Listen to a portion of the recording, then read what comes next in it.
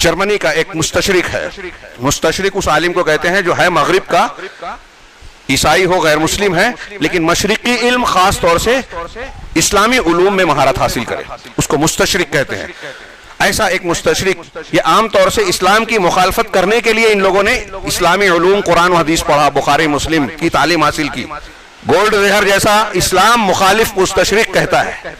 کہ دنیا میں کسی قوم کے پاس اپنے نبی کی تاریخ اور سیرت کو جاننے کا،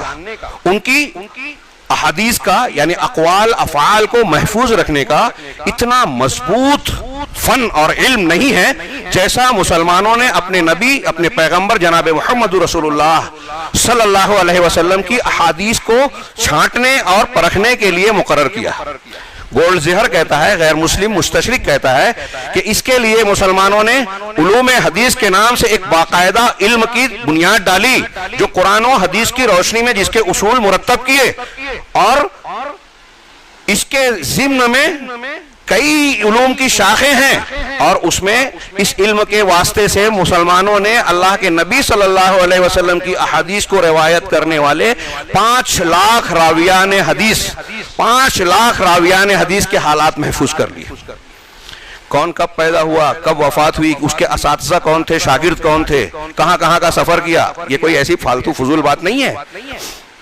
ایک آدمی اپنے استاد سے روایت کرتا ہے کہ ہم سے حدیث بیان کی فلاں نے، ان سے حدیث بیان کی فلاں نے، ان سے فلاں نے، تو صحیح ضعیف کو جانچنے کے یہ بھی طریقے ہیں کہ وہ کس سن میں پیدا ہوا، اپنے اس استاد سے ملا کہ نہیں ملا، اس استاد سے یہ شاگرد یہ بیان کر رہا ہے تو دوسرے شاگرد وہی حدیث بیان کرتے کہ نہیں، دونوں میں اگر ٹکراؤ ہے تو پھر کون صحیح ہے کون غلط ہے.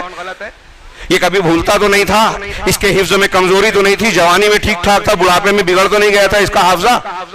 اتنی ساری تفصیلات اور باریکیاں محدثین نے محفوظ کی 5 لاکھ راویان حدیث کی، جس کی بنیاد پر اصولوں کے تحت علمی معیار پر، ایسا علمی معیار دنیا میں، یہ عقل والے سن لیں غور سے، کہ دنیا میں علمی تحقیق اور تاریخی تحقیق کرنے کے جتنے فنون بڑی بڑی یونیورسٹیوں میں آج بھی متمدن دنیا میں پڑھا جاتے ہیں، ان کا یہ اعتراف ہے کہ محدثین نے حدیث کی چھان پھٹک کے لیے، تحقیق کے لیے، صحیح اور ضعیف کو الگ کرنے کے لیے جتنا زبردست فن اور معیار مقرر کیا ہے، ایسا معیار آج تک تاریخ میں کسی کے پاس نہیں ہے صحیح اور غلط کو پرکھنے کا. یہ عقل کی بنیاد پر کہہ رہے ہیں وہ، اور یہ عقل سے پیدل کہتے ہیں کہ محدثین کی سے غلطی ہو گئی ہوگی، اگر غلطی ہوتی ہے تو پکڑ میں آتے ہیں.